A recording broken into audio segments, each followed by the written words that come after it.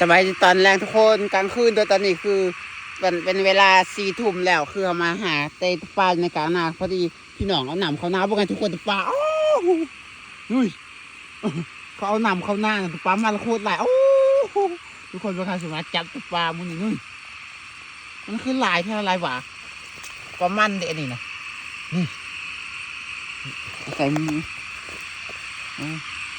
เป็นจ้าเป็นตาหนึ่งตะปลานะรู้ไหมโอ้แซ่แล้วเราจะจับไอ้พวกนั้นเลยโอ้ปลาขึ้นลายแต่ว่าเฮ้ยโอ้ทุกคนเฮ้ยใส่หมวกนี่แซ่กับปวดหมวกใส่จับเอ้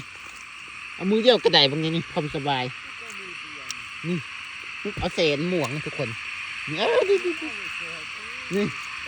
กดม่วงมาแสงเสาอันปุ้ยง่ามันออกเลยนี่โอ้คมหลายรับไปเฮ็ดปลาแดกว่ะ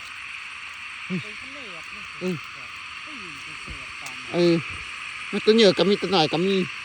คมหลายโอ้ป้าน่ะหลายเท่าว่ะเอาตัวเหนือกระไดตัวหน่อยกระไดด้วยนี่เห็นไหมยิ่งไอ้ตัวมันยิ้มเหน่ามืออื่นโอ้มันไปความไวเองโอ้ทุกคนมันอยู่เป็นพึ่งหอมมุกอ่อย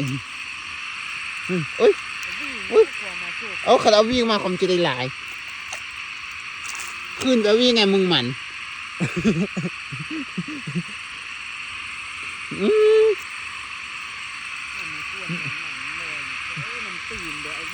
โอ้จะจ่ออยู่นู่นขันไฟเนี่ยขันไฟแต่กูมากไฟหรือเอารถมางั้นอย่างกันวงมุกแค่นี้กันไฟเด็กมันจะหายก่อนอีกมันจึงคืนน้ำแม่ปลาหลายจะหลายตายโอ้ก็ไปตอนนี้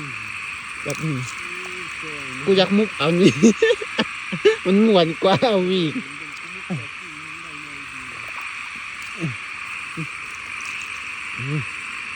สมุกแบบเดือบัดหนันนี่ไม่ไล่แล้วได้แสงบนได้มีหน่อยเด้อโอ้ยกล้องอยู่จังสินี่ได้3 ตัวประเดียวเลยฮะทอกตัวเขียด2-3 ตัวเอาแล้วตัวเขียดนี่ก็ว่าดีออกดีสิโอ้ทุกคนทำลายทุกบ้านนะเมื่อกี้แถมมาเบิ่งแต่หัวแรกเขาแม่มาเก็บสอยเนาะ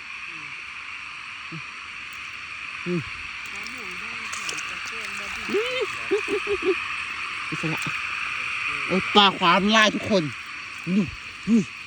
ไม่โอ้นุ้ยเสียงโอ้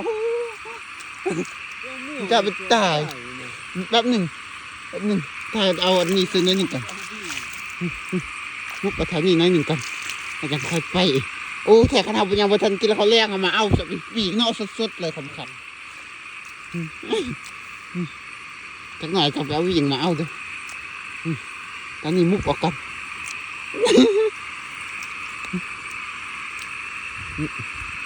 เบิ่งเขาเพียงอึดเบิ่งเนาะปลาเนี่ยเอิ้นว่าลายตายเนาะโอ้ยแถวนี้นะโอ้ยโยนไปครับไปยังไงเอาวิ่งไปไงโตกับไปมาก่อน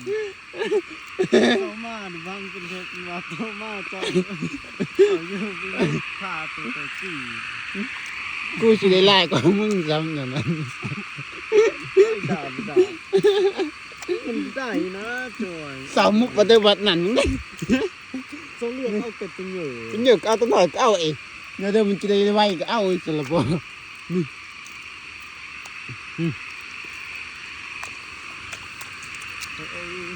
เขามีหลาย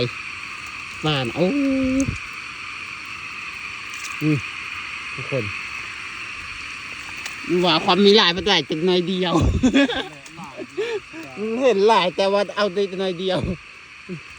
ตอนที่เราขึ้นไปไล่เนี่ยนี่นะเนาะ แค่หลายปีแล้วล่ะครับพอดีมาสอก ก็บ่หลาย บนนี้นะ แต่ว่าจับบ่ได้ไหมทุกคนปลามีหลายอยู่แต่ว่าจับบ่ได้นะนี่โอ้ยเมื่อพุ่นน่ะพุ่นโคตรหลายนี่เราพบกันใหม่คลิปหน้าเด้อวันละบ๊ายบาย